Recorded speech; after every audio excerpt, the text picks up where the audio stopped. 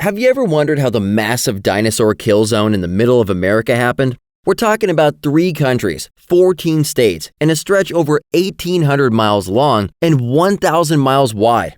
Over 1 million square miles are filled with the remnants of most known dinosaur species, and they're all mixed with other land animals, fish, birds, and all sorts of sea life. The leading theory asserted by evolutionists is that an asteroid hitting the Yucatan Peninsula in Mexico, over 1,000 miles away from the heart of this disaster zone, is why millions of dinosaurs are buried in mud and ash. But that doesn't make sense, because the billions of fossils in this area were buried in multiple mud and ash layers from successive watery events. There's also vast areas of crumpled and buckled geology from land masses that were laid down wet and then folded. And this action was obviously driven by rapidly subducting plates. Evolutionists explain how oceanic plates, like the Farallon plate, slowly subducted over tens of millions of years under the North American continent uneventfully, while the millions of dinosaurs now buried in this kill zone somehow just kept living and thriving. Both secular and creation scientists agree that the Farallon plate subducted under North America, even carrying massive volcanic plateaus like the conjugate Shatsky Rise along with it, going from the west to the east. But we disagree, and with good reason, that the dinosaurs somehow just kept peacefully thriving in this area while this was happening.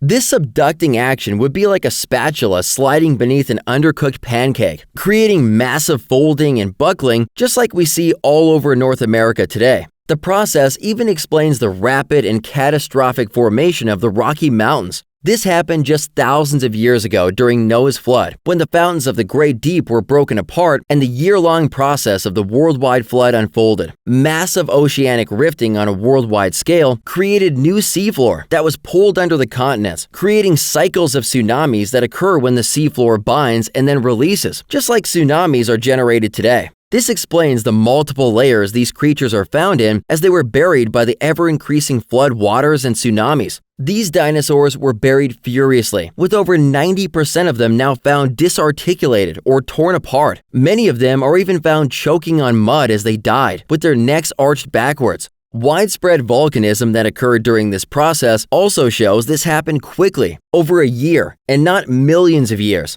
With no volcanoes in the Morrison Formation itself, where the bulk of these dead dinosaurs are found, logic demands that the huge volume of volcanic ash in the Morrison Formation to have been erupted from megavolcanoes on the west coast, lofted and carried far to the east by wind. The Morrison Formation's brushy basin member alone spans 5 states and includes over 4,000 cubic miles of volcanic material. That's enough to cover the state of New Jersey in ash 740 meters deep, and there are plain indicators that this happened rapidly, not over millions of years. How else can we explain this recently discovered massive dinosaur graveyard where 10,000 adult Maiasaura were found buried in mud without a single young mixed in with the entire herd that was buried? Every single dinosaur in the area was at least 9 feet long. It sounds like the adult dinosaurs were stampeding away from the imminent danger of raging floodwaters. Their young could not keep up and became engulfed in some lower part of the peninsula. These evidences sure point to the rapid and widespread catastrophe of the flood. But do you know what seems even more convincing? Soft tissue found in dinosaur bones. Over the last few decades, scientists have been discovering soft tissues in dinosaur bones. We're talking about over 50 peer-reviewed secular science journals that have now reported 14 bioorganic materials found in dinosaur bones.